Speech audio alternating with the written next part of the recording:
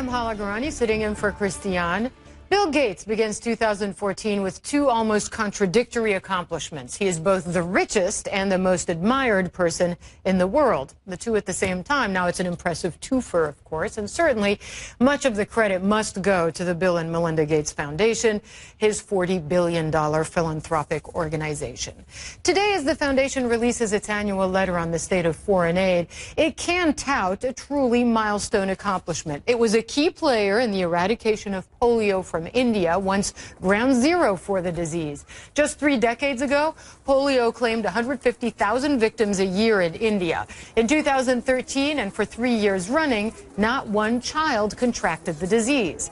Now Gates is gunning to eradicate polio from the world altogether. And while there has been extraordinary progress, that's undeniable, there have also been extraordinary obstacles. Just today, 3 polio workers were killed by extremists in Karachi, Pakistan, one of the few countries where polio is still endemic.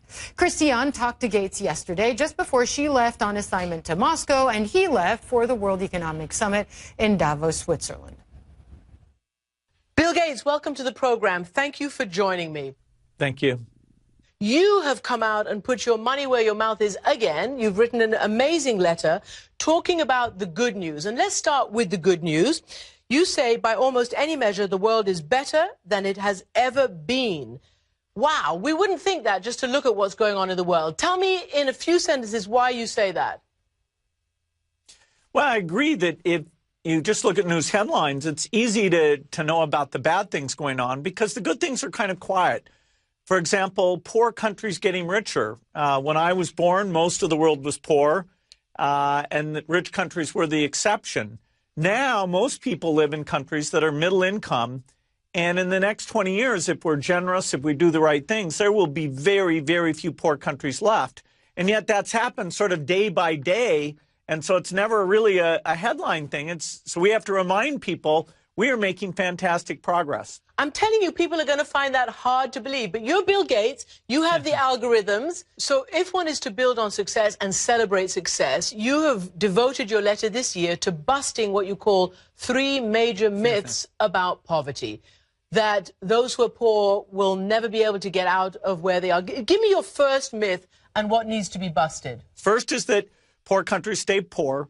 That's not right. That progress there is unbelievably good. Second is that aid is wasted, and there I talk about why I've chosen to spend money on these health programs that really do lift countries up. And finally, my wife Melinda writes about the fact that if you improve health, you don't get population explosion. In fact, by improving health, empowering women, population growth comes down, and so solving problems actually gets a lot easier. Very interesting, because I've covered, obviously, a lot of the aid part of this picture. And so many people say exactly what you do, that either we're giving too much foreign aid or it's a complete waste of money. It's just, you know, good money after bad. But you have said that it's actually, I think you said, that it is actually a bargain considering what you get from it. Yeah, in terms of all the money that the U.S. government or other governments spend, well-spent aid money is saving lives for a few $1,000s per life saved. And it's actually, as a percentage of the budget, much smaller than people think. In the case of the U.S., less than 1%. Even the most generous country in the world, Norway, it's less than 3%. So it's modest, but now that we're smarter about it, we're measuring it, it really improves human welfare more than most government programs. On that note about health, your foundation obviously deals a lot with trying to eradicate some of the biggest and worst diseases, and polio is one of them, and there's just been this massive success in India.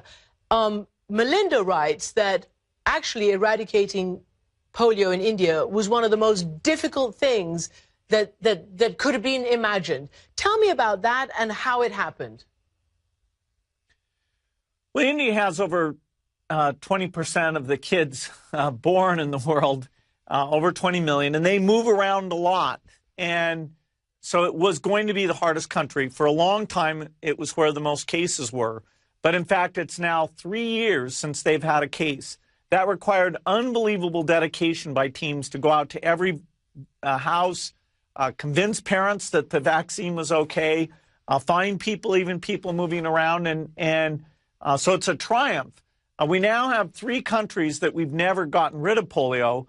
We do have a couple of outbreaks. So in 2013, it returned to Syria, who hadn't seen a case since 1999. So we've got to mop up those countries and then finish the tough ones, which are Afghanistan, Pakistan, and Nigeria. But a real milestone that India shows it really can be done. And possibly no accident that Syria and Afghanistan are both nations of war. Well, what will you do then about Pakistan? Because it is absolutely unbelievable to see these dedicated young field workers who are going out to try to immunize kids and are getting killed for their trouble. What can you do about that? Well, the truth is on our side. Vaccine drops are there to help kids not be paralyzed. And so we have to find people who are trusted in those areas, religious leaders, other people, and get the word out. It is tragic that it's been viewed as a plot, been viewed as some negative thing. We face those kind of bad rumors in many countries. It's particularly tough in Pakistan and Nigeria. But we do have the religious leaders, the political leaders coming together saying this has got to get solved. Pakistan does not want to be the last. Can I move on? Because, you know, it's kind of connected. Part of the empowerment of the world is also in the digital world. And the more people who have access to, you know, the jobs and in innovation and tech, the better. What do you think about what President Obama has just announced in terms of curbs on national surveillance? And it does, in fact, affect your company and all the other big tech companies as well. Well, it's an important issue. You know, at the end of the day, you've got 2 goals: protect privacy and to stop war. And in particular, the biggest threat going forward is terrorism. You know, if somebody can get a lot of knowledge about nuclear weapons, biological weapons, and so the ability to see that early, track that down, literally could save billions of lives. So striking the right balance. You know, there's a healthy debate taking place. How do you achieve both goals? Bill Gates, thank you very much indeed for joining me. Thank you.